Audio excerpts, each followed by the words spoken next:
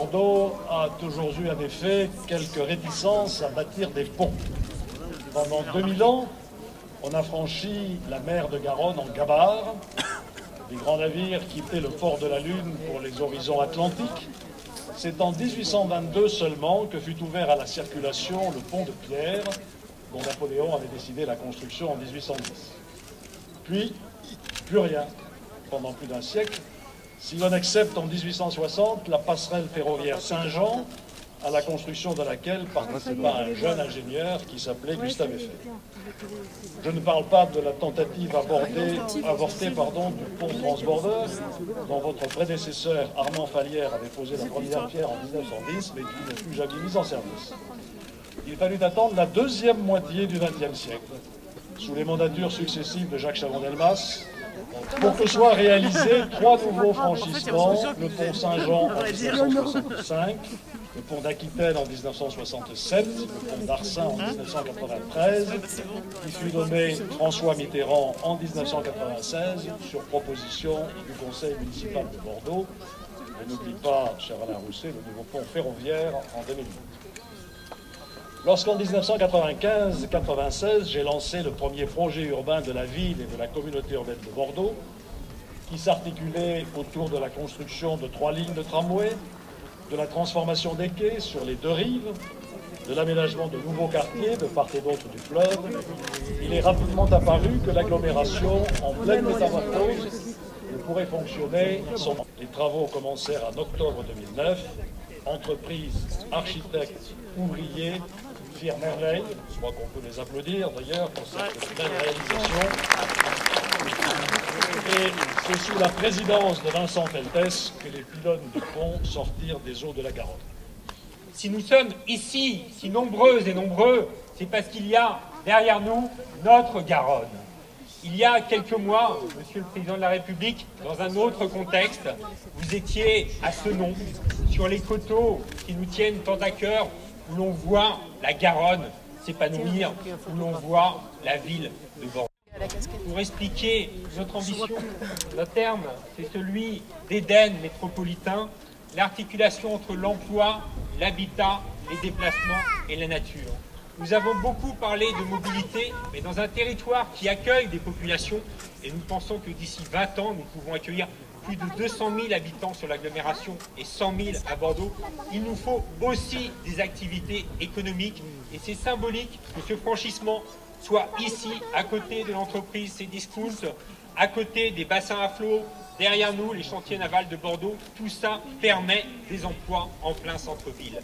Il nous faut une qualité de nature, et nous avons les coteaux derrière nous, et il nous faut aussi de l'habitat. Que vous veniez ici, à Bordeaux, au regard bien sûr de son histoire, au regard de la Garonne, mais dans ces territoires urbains, en pleine mutation, en pleine dynamique, qui essayent d'accueillir tout le monde, de mixer les populations, de créer les emplois et de travailler aussi avec les autres territoires ruraux.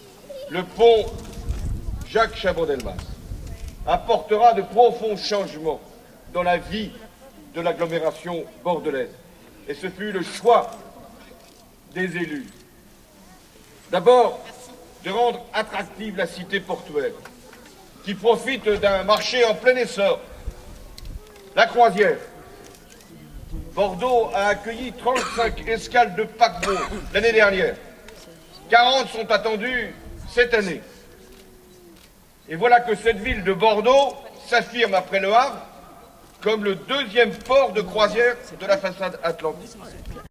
Et le port de la Lune, au cœur historique de la ville, est une escale particulièrement éblouissante. Voilà déjà une des raisons qui justifiait ce franchissement. Mais le pont Chaban-Delmas est un exemple aussi de combinaison des modes de déplacement. Il accueille en effet 3 lignes de bus, assure la continuité du réseau de transport en commun et attend le tramway. J'ai bien compris que ma présence était souhaitée par un grand nombre, pas par tous, mais par un grand nombre. Mais aussi pour annoncer sans doute qu'un jour il y aurait le tramway et que l'État aurait à y prendre sa part.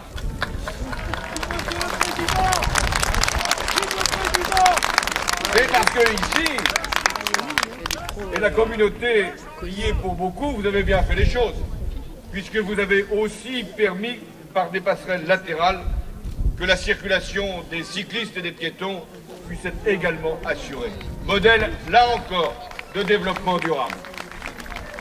Enfin, la troisième raison, c'est que le pont Jacques Chaban-Delmas rapproche les quartiers de la rive droite et le centre historique de Bordeaux. Et c'était un projet depuis longtemps conçu.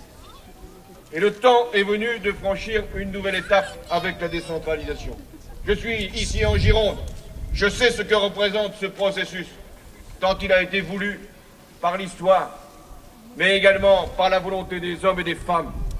Alors, franchir une nouvelle étape, c'est d'abord faire confiance au territoire. La République n'a rien à craindre, elle est solide. Et donc, il peut y avoir plus de liberté donnée aux collectivités pour imaginer des configurations adaptées à la réalité des besoins. L'idée, c'est de favoriser une coopération entre les différents échelons et de clarifier les compétences de chacun. Le projet de loi de décentralisation reconnaîtra donc le fait métropolitain, le rôle crucial des agglomérations en matière de cadre de vie. Et enfin, le projet de décentralisation rappellera l'exigence de solidarité entre les territoires urbains, ruraux, que nous ne devons jamais opposer, et la solidarité entre les générations, et c'est la tâche qui incombe au département.